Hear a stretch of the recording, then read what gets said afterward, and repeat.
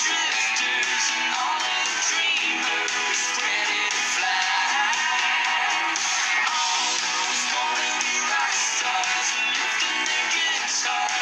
don't know a lot of Keith Urban, but I know this.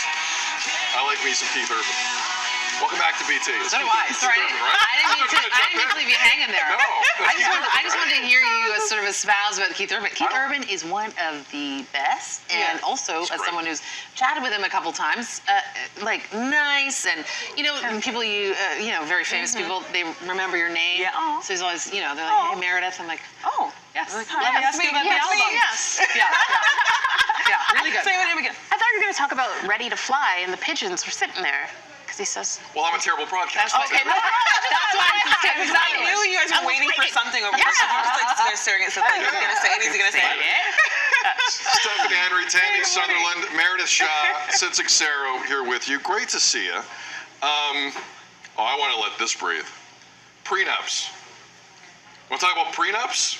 Let's talk about prenups. A 29-year-old man decided to ask his 27-year-old fiancée for a prenup a few months after popping the question in Italy. For those who aren't aware, a prenup in the loose lawyer definition, and I am the furthest thing from a lawyer you're ever going to see, but an agreement between two parties before marriage that figures a lot of stuff out. Prenuptial agreement. Thank you. Yeah. Thank you, Meredith. You're welcome. He makes way more money apparently than her, and he wrote on Reddit, quote, "As soon as I finished saying this, I could see my fiance's stomach drop. Her entire demeanor changed, and she held an expression somewhere between angry and hurt," end quote. I've heard enough stories in my life, good and bad, on this topic. This seems like a very personal thing for a lot of people. Not everyone has dealt with it. But for people that have dealt with it, I've talked to people who are fine and completely understand, and I've talked to people where it ended the relationship because there was a level of trust that one party thought was there, and clearly it wasn't reciprocated the other way. Stephanie Henry, should the fiancé in this situation be irked? I think that it's important to have hard conversations, and it depends on, I guess, maybe how this conversation was brought up. Maybe there's the reason why she's maybe not loving, sitting on the angry side of things. But I think that it's an important conversation to have, and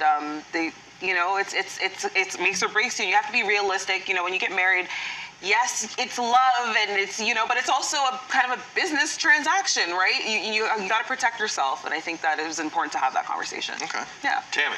Agreed. I think that it's a bit of a flag when someone has that reaction to just the mention of a prenup. I feel like if it were me and someone was asking me, I'd be like, sure, here, I'm not here for that.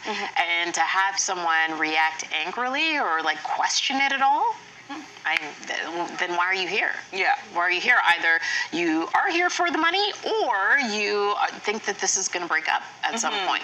I would sign it thinking, number one, I'm not here for the money, and number two, I hope this is forever. Anyway. Yeah, and you won't need it anyway. Well, I think the hurt, though, comes a little bit from, do you think I'm here for the money? Like, you're going to trying to protect yourself from me. And I think the protection from the person that you're ultimately committing to is where the hurt comes from.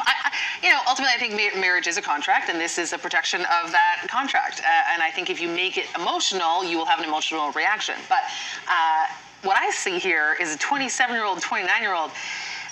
I guess you can be doing that well at that point, but I'm thinking the guy has some family money here, 29, 27, and potentially the family has something to do with it, something to say with it. So this might not even be his decision. It might be something coming from a family, because I think that plays into this sort of prenup situation as well. But the difficulty with it is you're thinking of the end at the beginning, which I think gets people upset. I do, Steph, to your point, like the one, when younger people, I can say this now as a 46-year-old person, when younger people are getting married or they're talking about their relationship or they're thinking about proposing to, and they bring it up to me and they say, well, what's the process like? What was your process like? I go, it's not just I love you. It's not just we are physically attracted to each other. It's important, but you are essentially starting a small business with this person. Like, there's an element to relationships in marriage. Kids, free advice. It's a lot of things going on, okay? It's not just I love you. It's not. It's bank accounts, it's rent, it's mortgages, it's all, It's it's kids, land transfer you tax, know? it's kids, it's the whole thing. You got to think about the whole thing. This is a partnership in the truest sense of the word.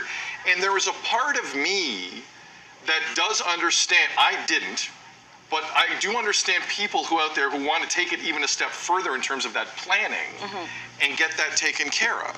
But I also understand, pardon me, the other side of it, where it's like, so what do you think this is about? But you also have to think about if you were to get to that point, which you hope you don't in your relationship, how there's a lot of animosity that will build up, and then you're not thinking straight as you want to be in a good place when you make these kinds of decisions. You want it to be fair. You're both coming to an agreement when you sign this prenuptial agreement. So, and that's it, Steph. It's Yeah. not, the prenuptial agreement is not to take advantage of another person. Exactly. Before you sign it, a prenuptial agreement is not just the same for everybody. You gotta come to terms with Yeah. it.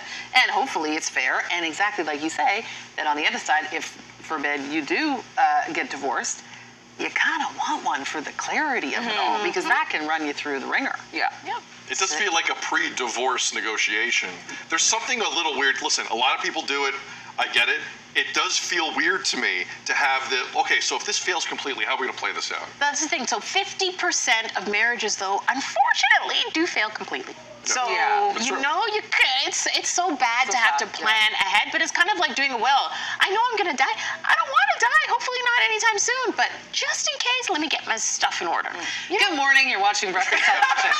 And the divorce, yeah. More BT after this. Stay with us. No, It's we don't true. want that. It's true.